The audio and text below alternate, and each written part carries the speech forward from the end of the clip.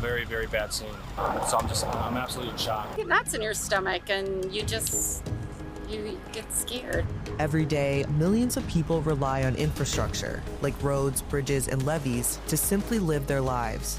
But when disaster strikes and critical infrastructure fails, communities are left shaken.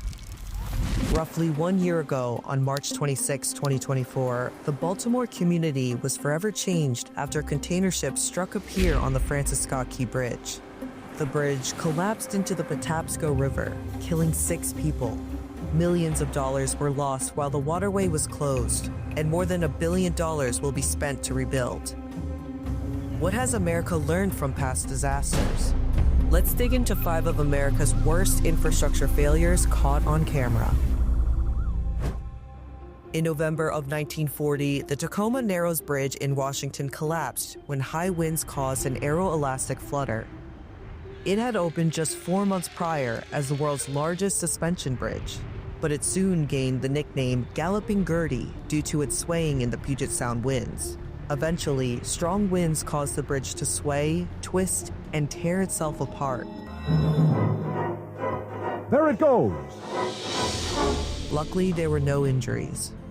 Suspension bridge design has changed ever since, with a focus on being either more aerodynamic or stiffer against twisting. Extensive wind tunnel testing is also now the norm. On December 15, 1967, the Silver Bridge in West Virginia suffered a catastrophic fracture in its steel suspension chain links, causing the bridge to collapse into the Ohio River in 20 seconds. 46 people were killed in the tragedy. As a result, Congress passed the Federal Aid Highway Act in 1968, which included requiring the Department of Transportation to inspect federally funded bridges every 2 years.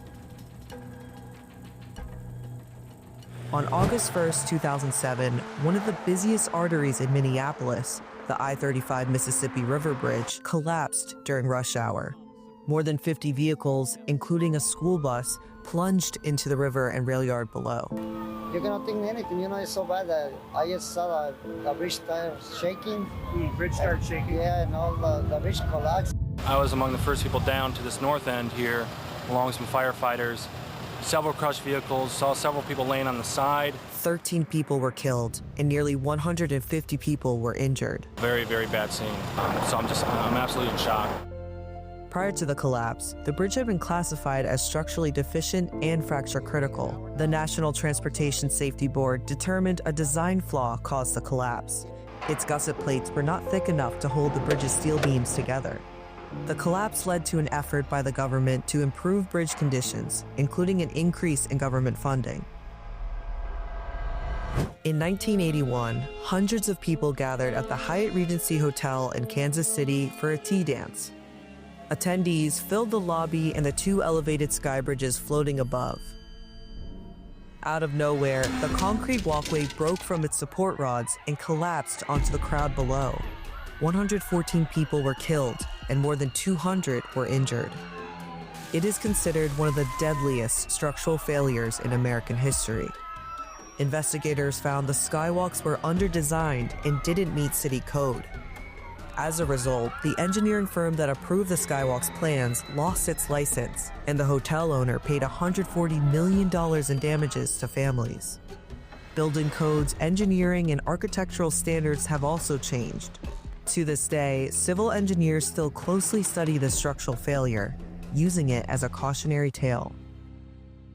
On August 29, 2005, Hurricane Katrina made landfall in Louisiana. Massive storm surges overloaded about 50 levees across the New Orleans area, causing them to fail. Water flooded 80% of the city and over 95% of St. Bernard Parish. The storm was responsible for roughly 1,000 deaths in Louisiana, according to the National Hurricane Center. Millions were left homeless.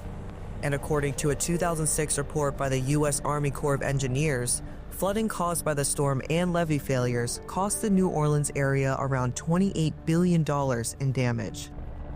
As a result, Congress passed the National Levee Safety Act in 2007 to improve levee management and reduce flooding.